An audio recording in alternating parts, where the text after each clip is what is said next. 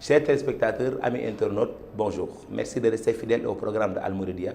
Merci également de rester fidèles à votre rendez-vous dominical de la rédaction de Al Mouridiyyah TV, Éclairage, qui revient en 45 minutes sur les faits saillants qui ont marqué l'actualité. Aujourd'hui, pour en parler et pour décrypter cette actualité, pour vous, chers téléspectateurs, nous avons sur ce plateau le journaliste spécialisé en économie, Balé Pereira. Bonjour, M. Pereira. Bonjour, M. Abdoulaye Diagne. M. Pereira, le débat ou la polémique de ces derniers jours, c'est autour du franc CFA. En tant que journaliste, qu'est-ce que cela vous fait entendre parler du franc CFA de façon récurrente ici au Sénégal? Je voudrais tout d'abord vous remercier pour cette invitation qui me va droit au cœur pour venir partager avec vous mon opinion sur les faits saillants de l'actualité. Je voudrais également féliciter votre chaîne pour l'excellent travail d'éducation, d'information, de sensibilisation que vous abattez au profit des populations. Pour répondre spécifiquement à votre question, c'est vrai que c'est une problématique majeure qui suscite beaucoup de passion, beaucoup de débats. Vous avez même parlé de polémique et cela se justifie parce qu'il s'agit de la monnaie, de l'argent. De l'économie, on dit que c'est le nerf de la guerre, l'argent. Donc on peut comprendre cette passion qui entoure ce débat autour de la problématique du franc CFA. Il y a des anti-CFA, il y a des pro-CFA. Ceux-là qui disent que le CFA, c'est un vestige du passé, du colonialisme. C'est une sorte de domination qui continue de la France sur nos pays. D'autres qui disent que le CFA, c'est une monnaie qui est utile parce qu'elle nous garantit la stabilité, il y a beaucoup d'avantages. Donc c'est un débat entre deux camps très tranchés. Maintenant, il y a des arguments de part et d'autre.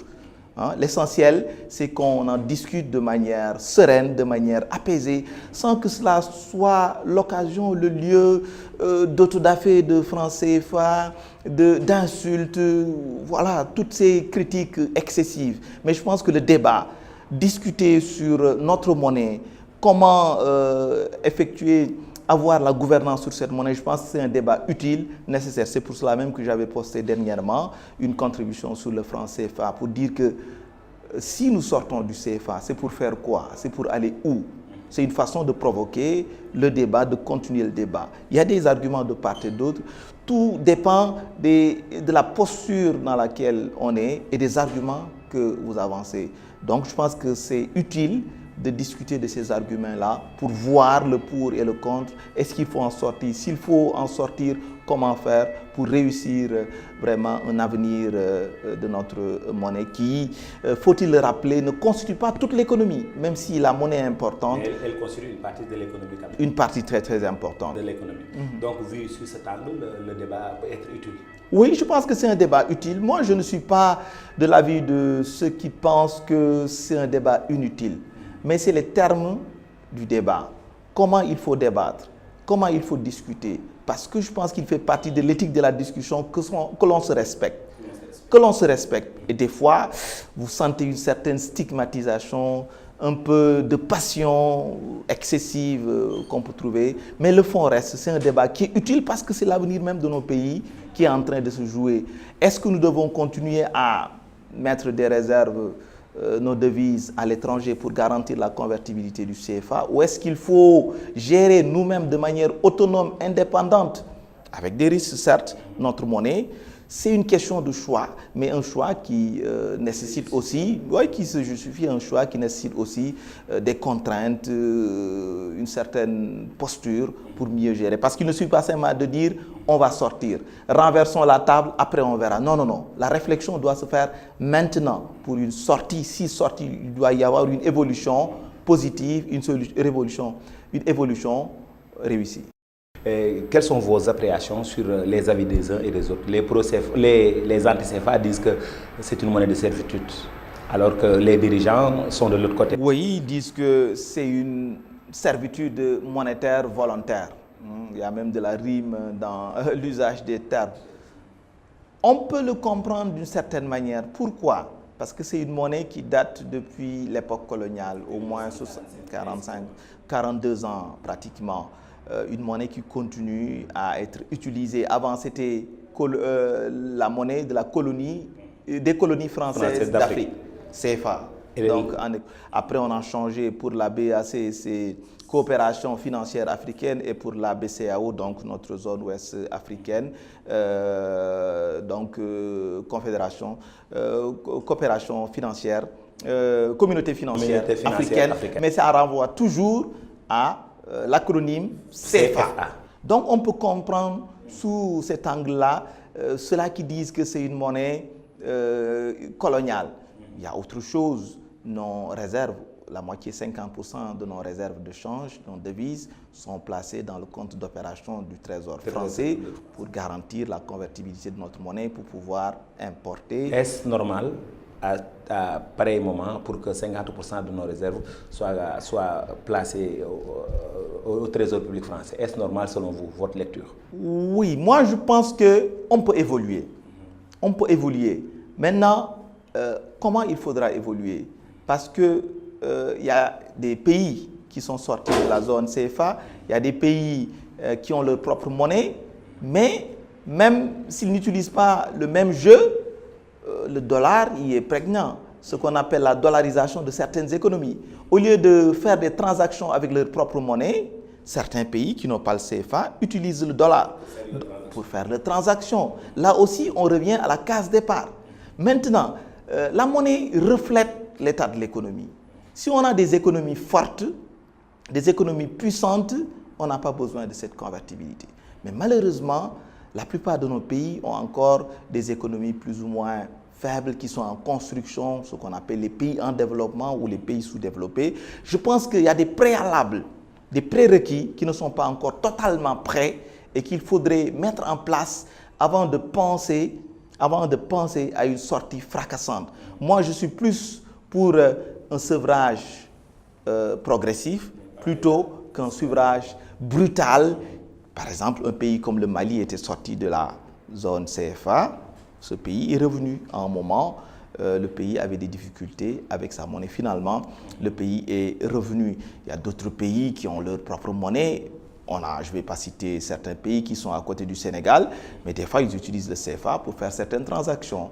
Donc, souveraineté, je suis d'accord qu'il faut être souverain, être maître de son destin, mais encore faudrait-il avoir les moyens de cette souveraineté économique. Parce qu'il ne faudrait pas que la monnaie soit l'arbre qui cache la forêt des misères en matière économique, politique, sociale de nos pays. Parce que l'essentiel de nos pays sont des pays qui importent des produits manufacturés, des services. On utilise le numérique, les WhatsApp, Viber, toute la technologie, Google. Même si vous avez votre propre monnaie, l'essentiel de vos produits ou des produits que vous utilisez, c'est des produits importés. Donc vous êtes obligé plus ou moins d'utiliser d'autres devises pour faire ces transactions-là. Mais ce sont les méfaits de la mondialisation quand même.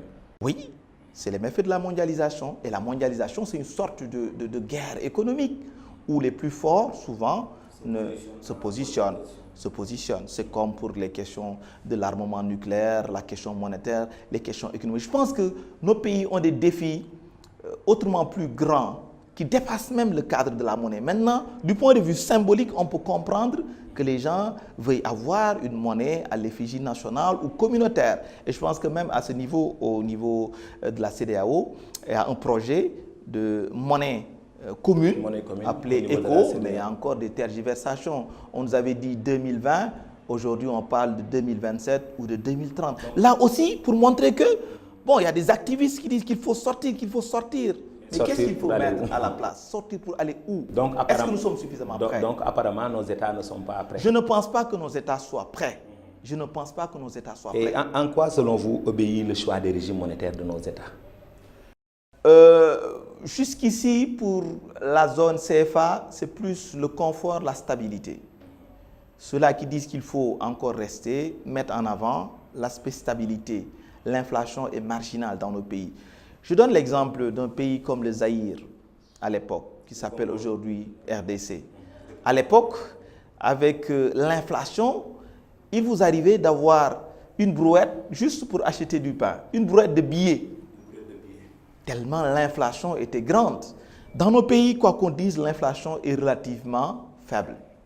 Moins de 3%. Au Sénégal, même, on peut aller jusqu'à moins de 2%, 1,5%. Pour dire qu'on n'a pas des prix excessifs, une inflation, c'est-à-dire que des produits et des services, des biens soient d'un niveau hors de portée. Ça, c'est un argument de poids pour ceux-là qui veulent le maintien. Mais aussi, il ne faudrait pas, à long terme, voire même à moyen terme, qu'on continue à rester dans cette zone-là. Parce que, quoi qu'on dise, nous sommes appelés à devenir des pays émergents, des pays développés, qui devraient eux-mêmes gérer leur propre économie et via leur propre monnaie. Et moi, je suis plus pour ce qu'on appelle l'interdépendance plutôt que l'indépendance. Est-ce qu'il y a un pays indépendant totalement? Même les États-Unis, est-ce que c'est un pays totalement indépendant? Si vous connaissez, en partie, ils dépendent d'autres nations. Effectivement, en matière pétrolière, même en matière de devises. Vous savez le niveau de bons du trésor achetés par la Chine, de bons du trésor américain. Pour dire que quelque part même, il y a une interdépendance entre ces grandes puissances. Certes, il faut de la souveraineté, mais aucun pays ne peut plus vivre en autarcie, c'est-à-dire de manière isolée. Non. Même les grands pays, ce n'est plus possible. Je pense que nos pays doivent réussir l'intégration, être des économies un peu plus fortes, plus grandes, plus puissantes. Parce qu'à l'échelle du Sénégal, 14 millions d'habitants, c'est un petit marché. Maintenant, si on élargit avec la CEDEAO, peut-être avec un marché de 300 millions de consommateurs, d'habitants, de producteurs, on cesserait ou on va réduire le déficit de nos balances commerciales, le déficit de nos balances de paiement et pouvoir jouer égal à égal avec d'autres pays. Sinon, c'est un leurre. Les activistes vont brûler les billets, il nous faut notre monnaie. Mais est-ce que les préalables, les prérequis sont en place? Je suis sceptique. Et quels doivent être les préalables, ces mêmes préalables, pour au moins, pour qu'on puisse poser les premiers pas quant à l'obtention de notre propre monnaie? Oui, moi, je pense que sur le plan économique, sur le plan du développement, nos pays doivent accélérer la cadence pour reprendre le bon mot de quelqu'un. Nos pays ont des tissus industriels très faibles, ont un secteur primaire, agriculture, élevage, pêche, encore rudimentaire. Mais nous sommes les PPT, hein, les pays pauvres très endettés. Mais ce n'est pas une malédiction, c'est juste un état dont on peut sortir. Il y a 50 ans, un peu moins de 60 ans, au début des indépendances, un pays comme la Corée avait un niveau de développement relativement équivalent, égal au nôtre. Aujourd'hui, c'est un pays qui nous produit des machines, des Samsung, pour faire un peu de publicité, des voitures. Avec une technologie de pointe. Avec une technologie de pointe qui concurrence même les Américains et les Européens, pour dire qu'il n'y a pas de fatalité. Je disais dans un texte que j'ai publié aujourd'hui sur la question de l'emploi, le mode d'emploi de la réussite, c'est le travail. Nos pays doivent davantage travailler, s'industrialiser, avoir un système éducatif, un système de formation très performant, où il y aura moins de grèves, où il y aura suffisamment d'élèves, d'étudiants, d'ingénieurs, pour pouvoir créer un pays comme l'Inde a su transformer son économie, avoir une économie numérique, avoir une économie automobile, hein, une industrie automobile où on produit des véhicules. Aujourd'hui, vous voyez les véhicules Tata. Pourquoi pas, dans 10, 15, 20 ans, qu'on puisse produire des voitures made in Sénégal, made in CEDEAO?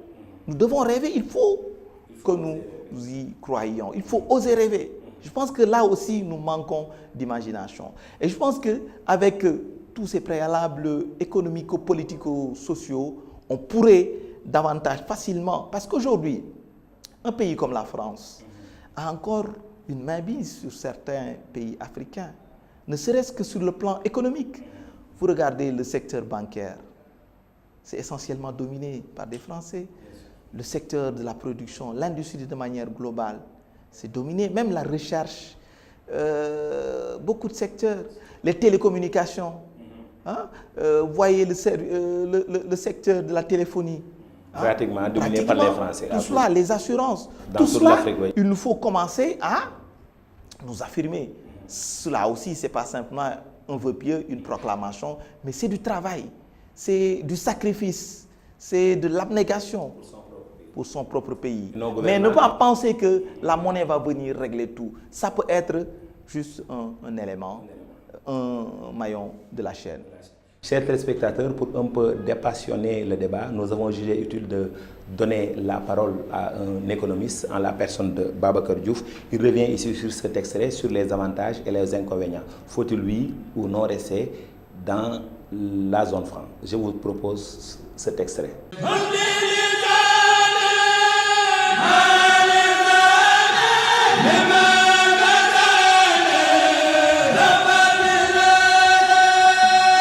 Oui et non. Vous avez une réponse normande, simplement pour dire que toutes les parties ont raison.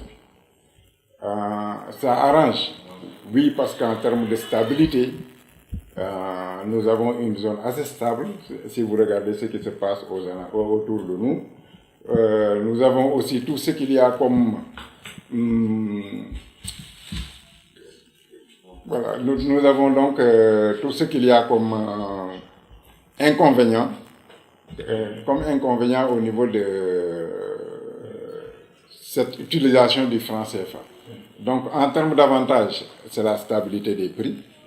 En termes d'avantages, c'est la capacité d'échanger avec les pays d'une même zone. Ça, au moins, c'est quelque chose de très important. Et on ne peut pas bâtir une économie si on n'a pas une stabilité des prix. Côté inconvénient, nous avons malheureusement un outil économique que nous ne pouvons pas utiliser.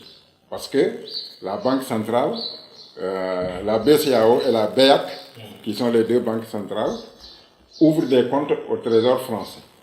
Donc c'est la France qui détermine quelque part la masse monétaire qu'il faut, parce que quoi qu'on puisse dire, le franc CFA étant une composante du franc français et aujourd'hui de l'euro, est obligatoirement comptabilisé dans la masse monétaire de l'euro. Donc, prix globalement, ça représente environ 3%. Donc, toute création monétaire peut influer, et c'est pourquoi eux, ils sont là et ils veillent sur la production monétaire.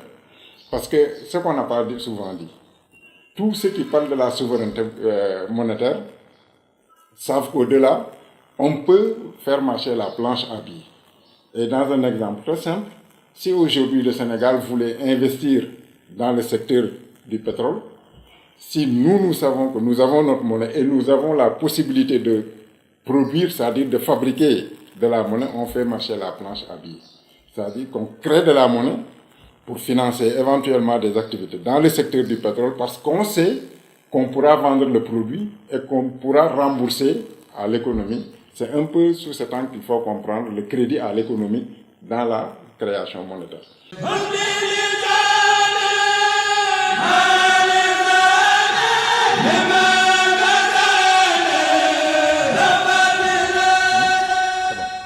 Monsieur Pereira, quels sont vos éléments d'appréciation selon l'économiste Babacar Diouf? Oui, je pense qu'il a raison.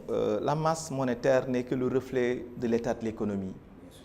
Si vous avez votre propre banque centrale qui est aussi un institut d'émission, vous êtes tenté par ce qu'on appelle la planche à billets. On produit de la monnaie qui peut ne pas forcément refléter l'état de l'économie. C'est ce qui crée souvent une inflation, une hausse généralisée des prix. Donc la tentation est grande. Ça, c'est l'aspect inconvénient. Il ne faudrait pas que les gens pensent que avoir sa propre monnaie réglerait tous les problèmes. Non. La monnaie ne reflète que l'état de l'économie. Maintenant, l'avantage d'avoir sa propre monnaie, comme il l'a expliqué, c'est de jouer sur le levier monétaire en tant que politique économique. Parce qu'il y a essentiellement deux leviers en termes de politique économique. La politique budgétaire et la politique monétaire. Et ici, nous avons une marge de manœuvre réduite. Il y a des avantages, mais sur ce plan-là, on peut dire que c'est relativement, parce que c'est une zone que nous partageons avec d'autres pays. Il y a même la France aussi qui est partenaire dans ce domaine. On n'a pas une marge de manœuvre très large comme l'aurait peut-être un pays comme les États-Unis. Même en France, le débat se pose. Certains disent même qu'il faut sortir de l'euro Parce que ça réduit la marge de manœuvre de l'État français en matière de levier économique que constitue la politique monétaire. Donc, en entendre parler, M. Diouf, est-ce que par moment les activistes n'ont pas une part de vérité? Oui, on ne peut pas dire qu'ils ont tout à fait tort. Ce serait faire un mauvais procès et des raccourcis que de dire que tout ce qu'ils disent, ce n'est pas vrai. Parce qu'on a vu d'éminents économistes prôner la sortie de la zone. Quelqu'un comme Dr Ndongo Samba Sylla dit qu'il faut sortir. Il dit même que pour lui, il est prêt. Par contre, quelqu'un comme Felwine Sarr ou le professeur Ali Mbaye sont un peu plus tempérés et disent qu'il y a un certain nombre de préalables techniques qu'il nous faut réussir avant d'envisager une sortie du franc CFA. Pour dire qu'il y a des avantages et des inconvénients de part et d'autre. Maintenant, les universitaires, les consultants, les étudiants, les journalistes, les experts peuvent continuer le débat. À un moment, ce sera la responsabilité des décideurs de prendre des décisions. Est-ce qu'il faut continuer le statu quo, rester dans le statu quo, ou bien évoluer?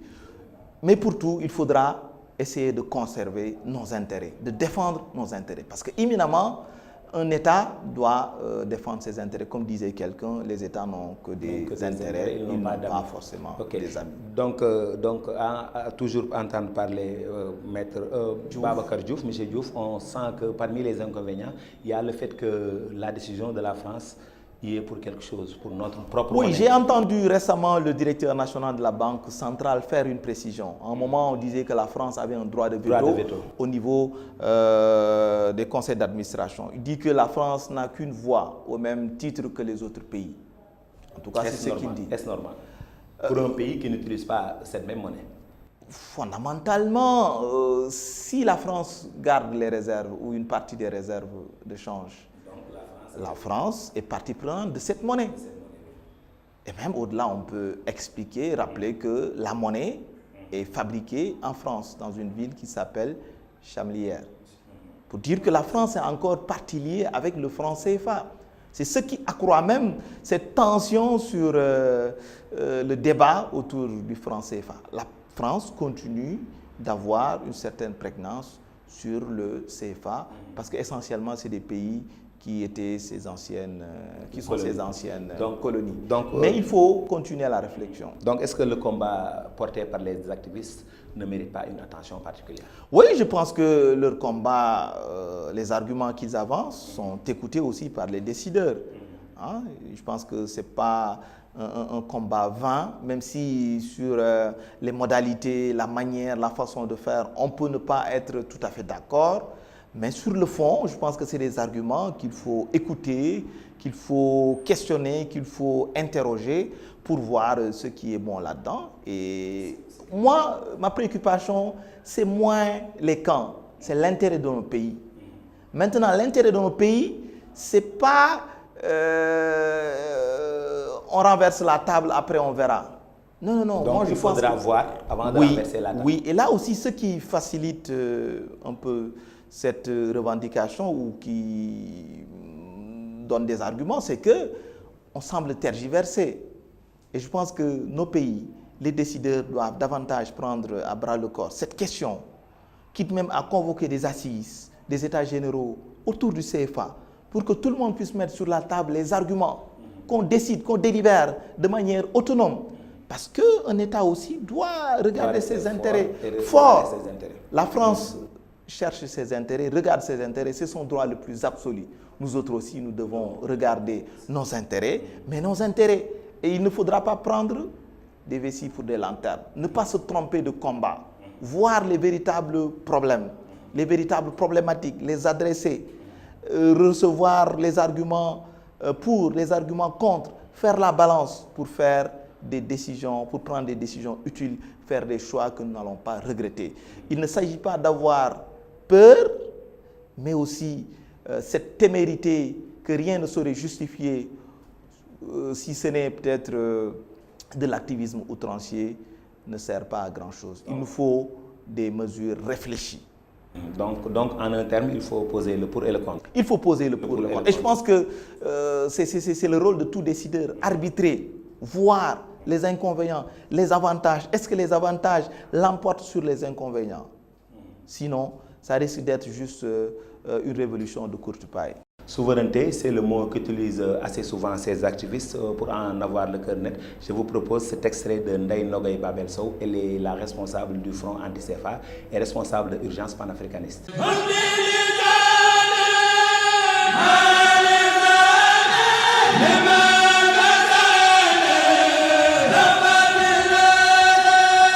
Quand on dit sortir de la zone franc, moi je dirais non.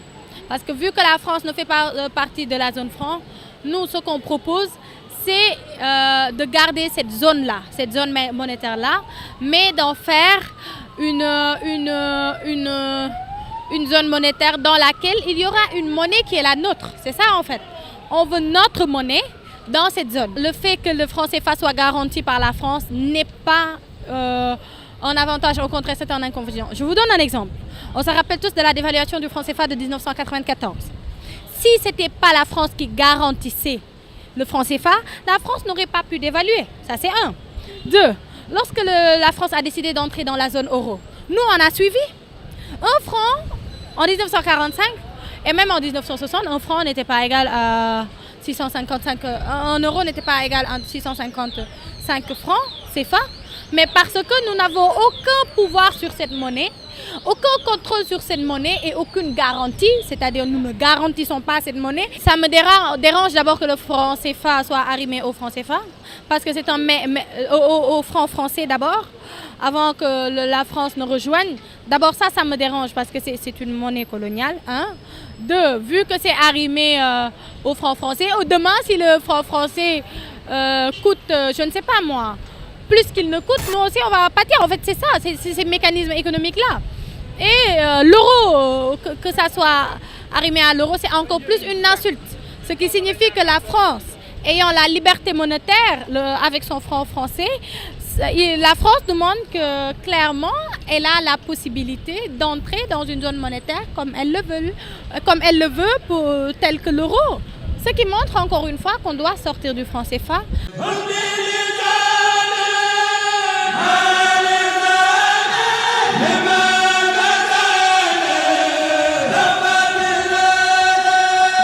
Monsieur Préra, les activistes ont, pour me mettre mot, sorti de la zone franc. Je pense que c'est de bonne guerre.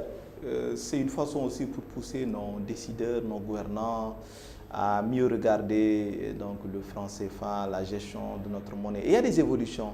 Avant, la Banque centrale n'était pas dans nos pays, c'était en France.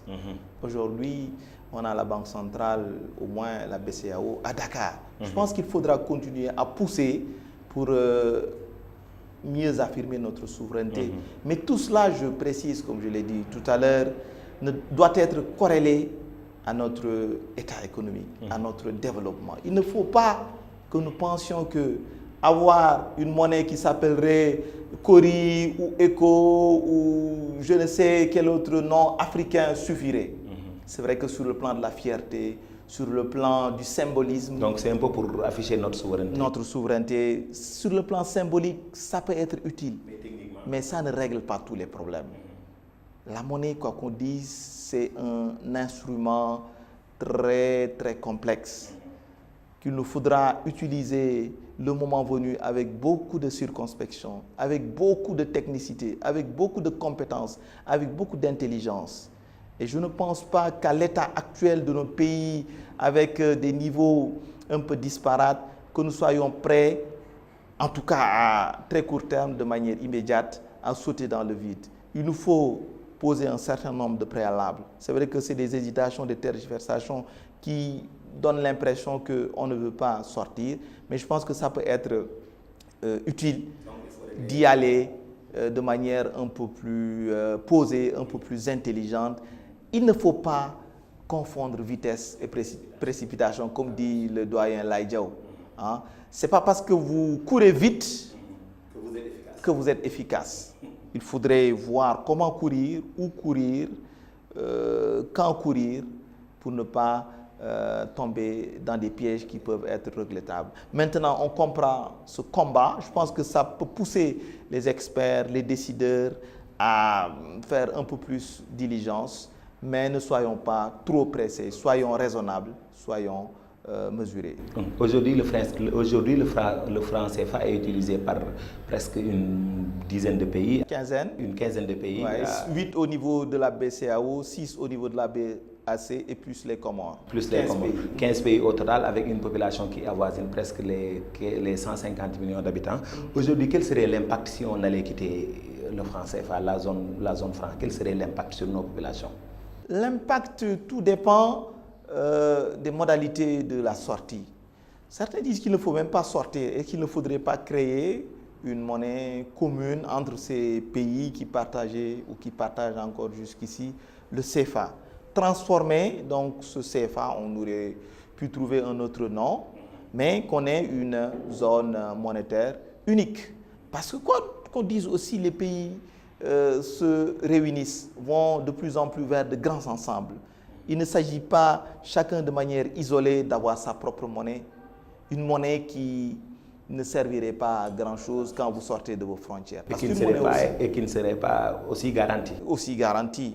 Là aussi, je pense qu'il y a quelques vulnérabilités. Maintenant, le risque zéro n'existe pas. Il ne faudrait pas attendre que tout soit absolument prêt, tout avec un grand T, pour sauter le pas. Mais il y a un certain nombre de préalables en matière de production manufacturière, en matière industrielle, en matière économique, pour parler de manière plus générale, avant d'envisager une monnaie forte qui serait portée donc par cette économie-là. Sinon, pour le symbolisme, on pourra réussir, mais réellement, une monnaie, qu'est-ce que cela va nous donner en termes d'avantages comparatifs? Je suis en train de voir. Donc, nos gouvernants, les chefs d'État de la zone franc, ont aussi la lourde responsabilité d'assumer les économies qu'elles sont censées théoriser, mais également d'éclairer la lanterne des populations. Oui, je pense que ça, c'est le débat de fond. Et souvent, l'activisme un peu très sonore là, le vacarme qu'il y a autour de la monnaie, cache les réels défis. Il y a des défis très très importants. Il y a le défi de l'immigration. Pourquoi aujourd'hui beaucoup de jeunes au niveau des pays africains tentent l'immigration, des fois dans des conditions extrêmement difficiles, traversent les océans, les déserts pour rejoindre l'Europe? C'est parce que dans nos pays, on ne crée pas suffisamment d'emplois. La pauvreté est encore endémique. Je pense que c'est des... Bon, certains diront que c'est lié avec notre absence de souveraineté monétaire. Pas forcément. Il y a des pays qui ont une souveraineté monétaire et qui pêchent encore à régler ces problèmes économiques et sociaux. Il y a beaucoup de pays qui nous environnent, qui nous entourent, qui ont encore ces problèmes, des fois de manière beaucoup plus difficile que nos pays qui partagent le CFA. Donc je pense que le débat de fond, c'est qu'on travaille davantage à rendre nos économies plus fortes, plus dynamiques, qu'on puisse échanger de manière égalitaire, de manière responsable avec d'autres pays, comme le fait aujourd'hui la Corée, comme le fait de plus en plus un pays comme l'Afrique du Sud dans une moindre mesure. Hein? Il y a beaucoup de pays qui, il y a une cinquantaine d'années, étaient des pays arriérés, développés, même l'Inde, la Chine, il y a 50 ans, même si la Chine est une civilisation millénaire, sur le plan économique, la Chine était très arriérée. La Malaisie... Maintenant, ce sont des pays qui occupent le peloton de tête en matière économique, qui sont en train même de tutoyer les États-Unis, à force de travail. Ce n'est pas des incantations, c'est du travail, c'est du sacrifice, c'est de l'éducation. Dans nos pays, il y a encore trop d'analphabétisme. Il y a encore trop de divertissements inutiles. Et pour s'y mettre, nos pays ont besoin d'aide et d'assistance. Oui, de coopération. De coopération. Je pense que nos pays ont suffisamment été aidés. À un moment, il faut, pour utiliser une bonne formule, se passer de l'aide. Ou une aide qui aide à se passer de l'aide. Avoir de la coopération. Mais fondamentalement, le développement de ces pays-là, de nos pays-là, nous incombera principalement. Maintenant, on pourra toujours compter sur le soutien, sur l'appui des autres. L'Europe a été aidée quelque part par les Amériques. L'Amérique, au-delà, après la Deuxième Guerre mondiale, avec le plan Marshall. Il y a d'autres pays qui ont été aidés. Hein? Les États-Unis, ce n'est pas ex nihilo qui sont développés. Nos pays aussi ont besoin de coopération, de collaboration avec d'autres pays, mais en s'appuyant sur leurs propres ressources humaines, notamment. La principale ressource, c'est la ressource humaine. c'est l'intelligence. Ensuite, les ressources pétrolières, gazières, minières, énergétiques peuvent toujours venir. En parlant de coopération, nous avons tendu notre micro au président de la Banque africaine de développement. Il était de passage à Dakar. Je vous propose cet extrait avant de revenir sur ce plateau.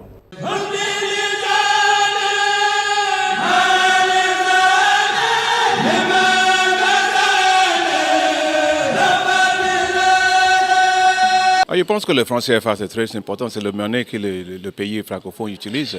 Mais il y a les discours dans lesquels le chef de l'État prend avec les autres pour voir s'il peut continuer ou pas. Bon, je pense que c'est quelque chose qui doit être basé au niveau de l'analyse économique et financière, de voir aussi au niveau de l'impact au niveau macroéconomique et aussi au niveau politique. C'est une discussion que les gens ont lancée, mais on va aider la discussion, mais c'est pour les États de décider, pas pour la BAD. Je pense qu'ils ont déjà commencé leur discussion. Donc, ce sont les chefs de l'État, c'est eux qui prennent les décisions.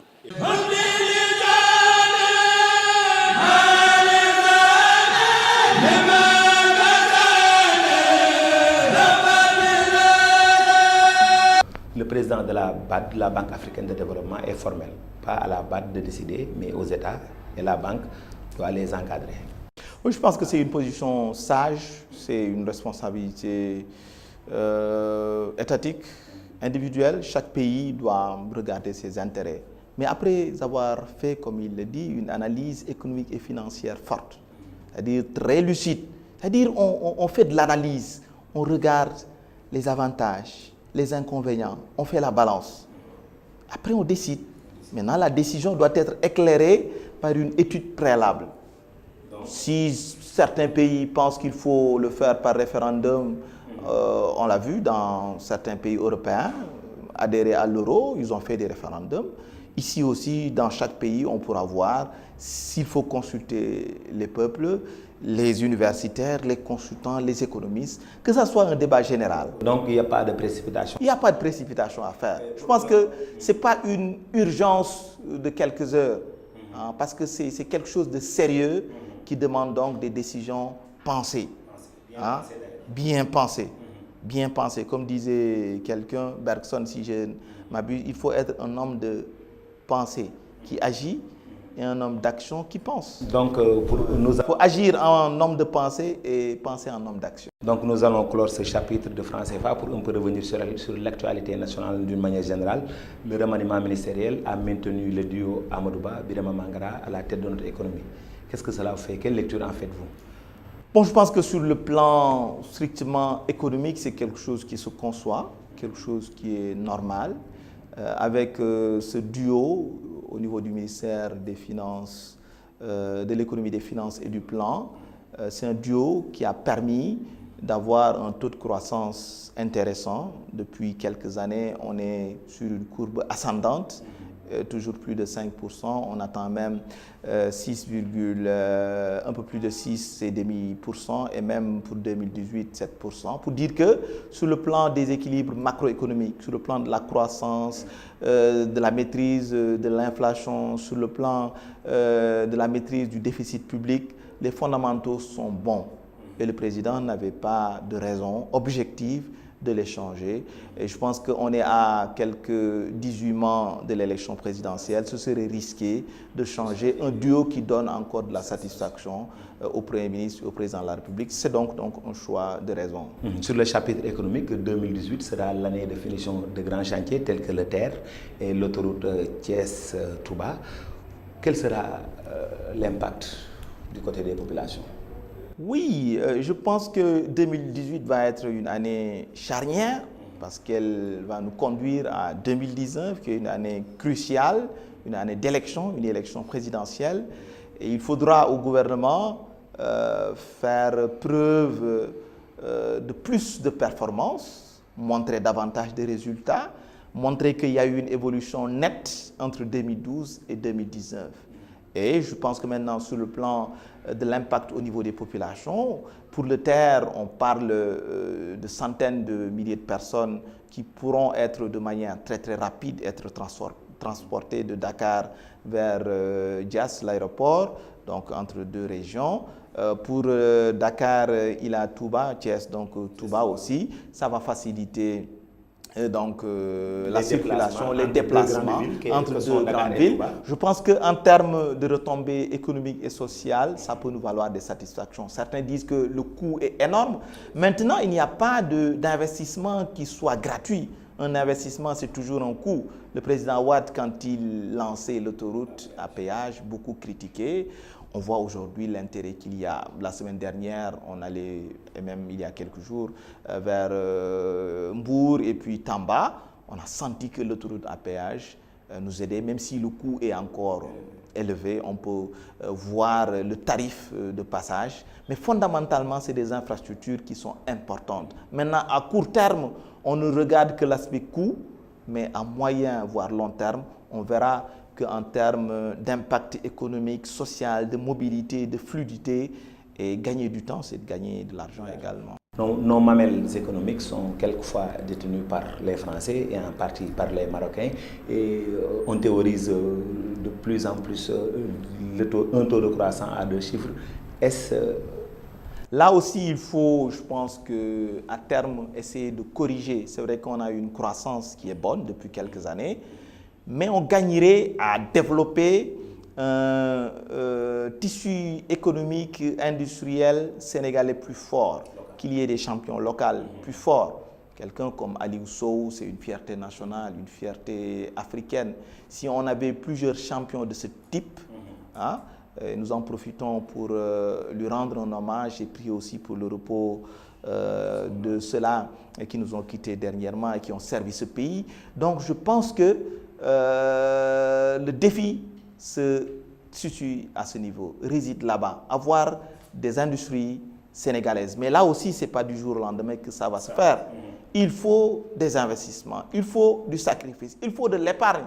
C'est une culture du développement. Maintenant, il y a d'autres pays, il ne faut pas penser aussi qu'un jour arrivera où il n'y aura que des citoyens sénégalais qui vont gérer toutes les entreprises. Ça n'existe nulle part. Si vous allez en France, vous verrez des entreprises sénégalaises. Si vous allez au Maroc, vous verrez des entreprises sénégalaises. Donc, aucun pays ne peut vivre en autarcie. Maintenant, il faut s'appuyer essentiellement sur les ressources humaines locales. Donc, on gagnerait mieux à outiller nos capitaines d'industrie. Oui, il faut les outiller et qu'ils s'outillent eux-mêmes aussi. Parce que tout n'est pas une affaire publique, une affaire d'État.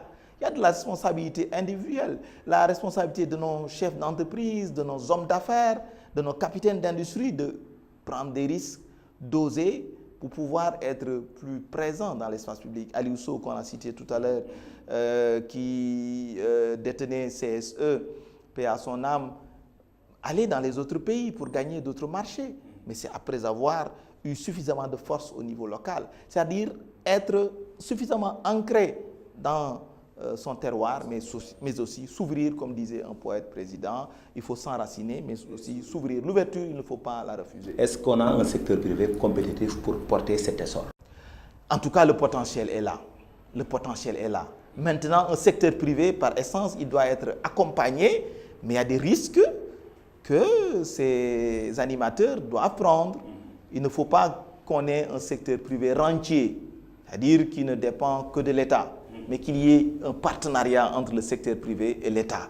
Un partenariat gagnant-gagnant.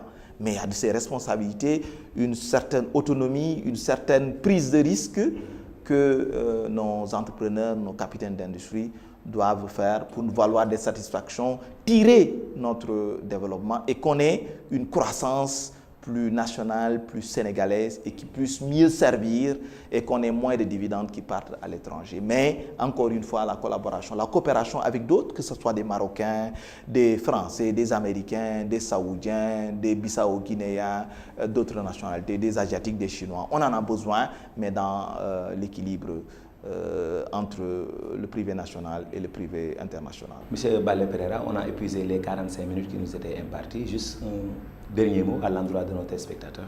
En tout cas, je voudrais vous remercier pour cette invitation. Ça nous a permis d'échanger sur un certain nombre de préoccupations, de problèmes qui nous préoccupent, qui occupent donc le développement du Sénégal. Il nous faut continuer la réflexion, il nous faut continuer à parler, à agir pour pouvoir avoir des pays qui vont se développer, des pays où il fera bon vivre, où on n'aura plus besoin que nos jeunes aillent à l'étranger pour avoir de quoi subvenir à leurs besoins, même si la mobilité internationale est quelque chose d'important. Mais d'abord, le développement se fera par les Sénégalais, par les Africains, et les autres pourront toujours nous apporter un appui. M. Balé Pereira, merci d'avoir répondu à notre invitation. C'est moi. Merci également à vous, chers téléspectateurs, d'avoir donné une oreille attentive au cours de ces 45 dernières minutes pour un peu revenir sur l'actualité de façon un peu ramassée au Sénégal ou à l'étranger, où que vous soyez. Bonne fin d'après-midi en compagnie des programmes de Al Mouridiyyah TV. La rédaction vous donne rendez-vous à 18h30 pour l'édition en wolof et en 20h pour l'édition en français.